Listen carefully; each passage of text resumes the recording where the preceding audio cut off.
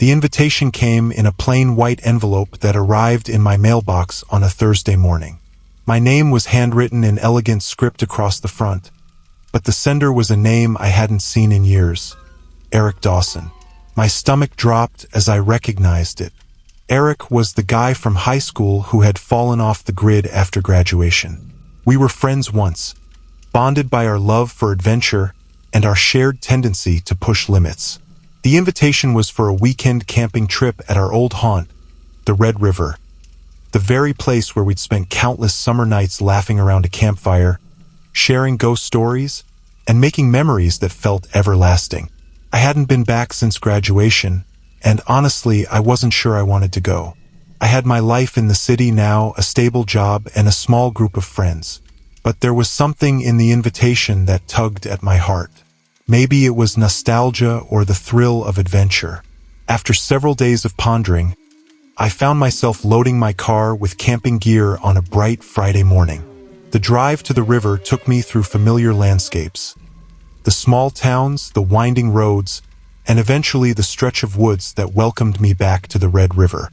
As I pulled into the gravel parking lot, a wave of nostalgia washed over me.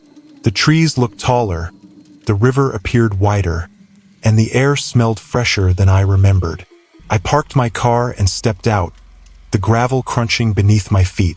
Eric's old truck was already there, along with a few other cars I didn't recognize. I walked toward the riverbank where I could see Eric setting up camp. He was still the same, with messy hair and that carefree smile that had always drawn people to him. As I approached, he looked up and grinned.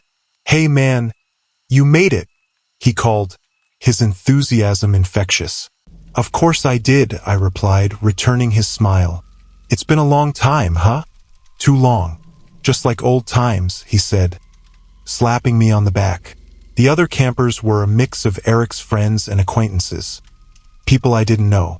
They were young and lively, laughing and joking as they set up tents and started a fire. I felt a little out of place at first, but Eric quickly introduced me to everyone, and soon I found myself slipping into the rhythm of the group. As night fell, we gathered around the campfire, the flames casting flickering shadows on our faces. Stories were shared, laughter echoed through the trees, and I felt that familiar sense of camaraderie wash over me. Felt good to reconnect, to reminisce about the past. After a few hours, the conversation turned more serious, and the atmosphere shifted. Eric leaned in closer, his expression becoming serious. "I wanted to have this trip to reconnect, but there's something I need to tell you all. Something I've been keeping to myself for a long, long time." The group fell silent, intrigued. Eric took a deep breath. "Remember when we were kids? How we used to dare each other to do crazy things? Well, I've been thinking, I have something planned for tomorrow. An adventure." Curiosity sparked around the fire, and I leaned in closer. "What do you have in mind?" I asked. "We're going to go cliff diving," he said, a wild grin spreading across his face. Cliff diving. The thought both thrilled and terrified me. It was one thing to jump off a high ledge into water when we were teenagers, but as adults, the risks felt much greater. "Where?" someone asked. "There's this cliff on the other side of the river," Eric said, pointing in the direction of the woods. "It's about a 50-foot drop, and the water's deep enough to dive safely. It'll be amazing." "Are you serious?" I asked, my voice rising slightly. "You really want to do this?" "Come on, man, live a little. We're not kids anymore. We can handle it," he urged. The others seemed to be on board, their excitement palpable. I hesitated, caught between my sense of caution and the thrill of adventure that had always defined my relationship with Eric. "Okay," I finally said. "I'm in, but let's promise to be safe." "Absolutely," Eric said, clapping me on the back again. The fire crackled, and the night carried on, filled with laughter and shouts of excitement. As I settled into my tent that night, I couldn't shake the feeling of unease that had settled in my stomach. Cliff diving.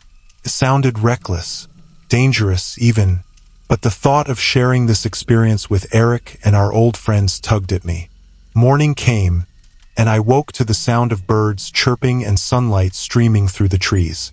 I could smell the fresh coffee brewing and hear laughter from the campsite. I crawled out of my tent, rubbing the sleep from my eyes, and joined the group. Everyone seemed pumped, the energy infectious. We ate a quick breakfast and gathered the necessary gear for our day of adventure. The sun was shining, and I could feel the warmth on my skin, igniting my excitement as we trekked through the woods. Eric led the way, recounting stories of our childhood adventures. The thrill of the moment ignited the spark of nostalgia. My heart raced with anticipation, both of excitement and the anxiety that nagged at me. When we reached the cliff, I felt a mix of exhilaration and fear. The drop was steep, and the water below looked far more intimidating from this height. The group began to whoop and cheer, egging each other on, while I stood back, my heart pounding. "Come on, Ethan," Eric called, standing at the edge. "You're not scared, are you?" "Of course not," I replied, trying to sound more confident than I felt. But deep down, I felt the weight of doubt creeping in. I watched as others took turns jumping off the edge, laughter and adrenaline filling the air. They splashed into the water below, the sound echoing through the trees. But as I stood there, I began to feel increasingly uneasy. I saw one of the jumpers land awkwardly, causing a splash that sent a shiver down my spine. What if something goes wrong? I wondered, anxiety wrapping around my thoughts. "All right, Ethan, your turn," Eric shouted, snapping me out of my reverie. I took a step back, my heart racing.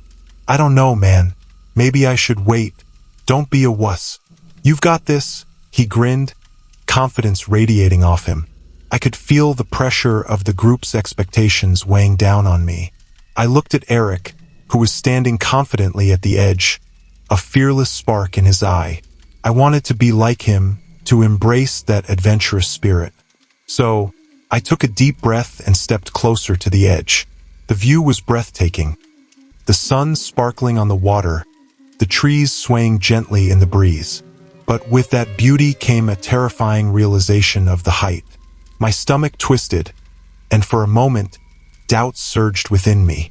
I closed my eyes and took a deep breath, trying to calm myself. "Okay, just jump," I whispered to myself. "Just jump."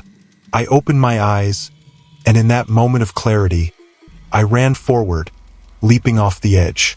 Time seemed to slow as I soared through the air. The rush of adrenaline was exhilarating, and I felt free for a brief moment until I hit the water. The shock of the cold water hit me like a freight train, and I struggled to find my footing. The force of the dive sent me deeper than I anticipated, and panic gripped me. I kicked my legs, pushing toward the surface, gasping for air. When I finally broke through, the laughter and cheers echoed around me as I swam back to the shore. Exhilaration and fear flooded my veins. I had done it. I had jumped. "Nice one," Eric shouted, pulling me in for a quick hug. "See? You're alive." "That was awesome." I smiled, adrenaline coursing through me. "Yeah, it was." The group continued to take turns jumping, the energy palpable. We were in a bubble of joy and camaraderie, the kind that only comes from shared experiences. As the sun began to set, painting the sky in hues of orange and pink, I felt truly alive. But then something shifted. I noticed Eric standing at the edge again, his expression a mixture of excitement and determination. He had that glint in his eye that I recognized all too well. "All right, everyone, who wants to try the double jump?" he called out, his voice booming with enthusiasm. A murmur of excitement rippled through the group. "What's the double jump?" I asked, a knot forming in my stomach. "It's where two people jump off together," Eric explained, his eyes sparkling. "It's exhilarating. Just trust me." "Isn't it dangerous?" I asked, but the words fell flat against his enthusiasm. "Come on, Ethan. It'll be amazing." Before I could voice my hesitation, Eric had paired up with another friend. They climbed up to the edge, adrenaline pulsing through the group. 3, 2, 1, They shouted in unison before jumping. The cheers erupted, the thrill of the jump echoing around us. I watched, torn between excitement and fear. "Who's next?" Eric called, a challenging grin on his face. "I'll go." A girl from the group shouted, pairing with another guy. They climbed up, and once again the countdown echoed through the trees. As I stood there, my heart racing, I suddenly felt a sense of foreboding wash over me. Something about this felt wrong. My instincts screamed at me to speak up, to warn them, but the atmosphere was too charged with excitement. When it was Eric's turn again, he looked at me, determination etched on his face. "You're not going to let me go alone, are you?" "Eric, please, think about this," I urged, feeling a surge of panic. "What if something goes wrong?" "It'll be fine," he said as he climbed up. "We'll do it together. Just trust me." As he positioned himself at the edge, I felt a mix of anxiety and determination. I didn't want to let him down, but a sinking feeling settled in my stomach. "Let's do this," he shouted, positioning himself at the edge. I stood beside him, trying to summon the courage I felt just moments ago. "Okay, together," I said, my voice shaking. 3, 2, 1, we jumped. The world fell away beneath us. For a moment, I felt weightless, free, and alive. But as we descended, I caught a glimpse of the water and dread washed over me. We hit the water hard. The impact was jarring, and I struggled to orient myself, gasping for air. But something felt wrong. I couldn't find the surface. The water enveloped me, and panic clawed at my chest as I kicked desperately. Finally, I broke through, gasping for air. I looked around, disoriented. Where was Eric? "Eric!" I shouted, but the sound was swallowed by the rush of the river. "Eric!" I called again, my voice rising in panic. I swam to the edge, my heart racing. The laughter and cheers from the group faded into silence, replaced by a sense of dread. "Someone help!" I shouted, the realization crashing down on me. Where was he? Panic surged through me as I struggled to see through the murky water. I felt my legs trembling, fear wrapping around my throat like a vice. The group began to gather at the edge, confusion etched on their faces. "What happened? Where's Eric?" someone shouted. The weight of the moment crashed down on me. A few jumped back into the water, searching desperately. I joined them, my heart racing, adrenaline surging. We combed through the water, my breath coming in gasps, but the fear was consuming. Minutes felt like hours, and I could feel the darkness creeping in. Finally, I caught sight of something beneath the surface. My heart dropped. It was Eric's body, motionless. "No!" I screamed, desperation taking over. I swam toward him, reaching out, my heart racing with fear and disbelief. When I finally grasped his arm and pulled him up, I was met with silence. The group surrounded me, shock on their faces as we dragged him to the shore. "Eric!" I shouted, my voice breaking as we laid him on the bank. I felt a mix of disbelief and horror wash over me. His face was pale, and I could see the stillness in his body. "Someone call for help!" I yelled, panic enveloping me.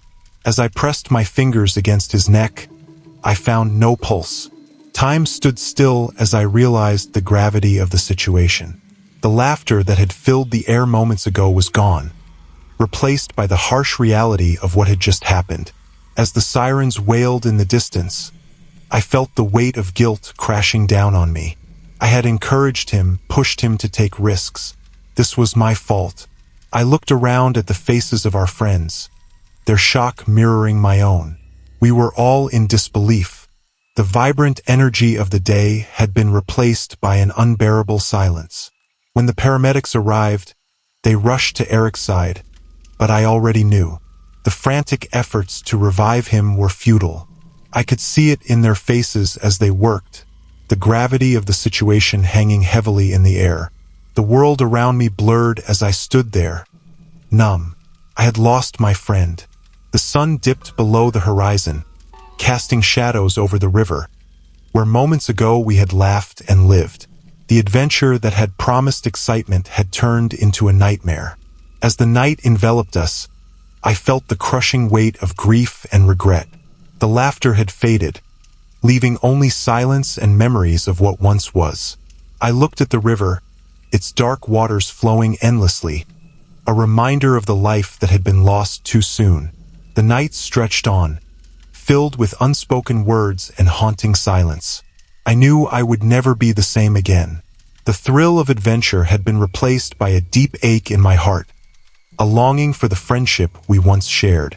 I left the Red River that night, forever changed, burdened with the knowledge that some adventures come with a price too steep to pay.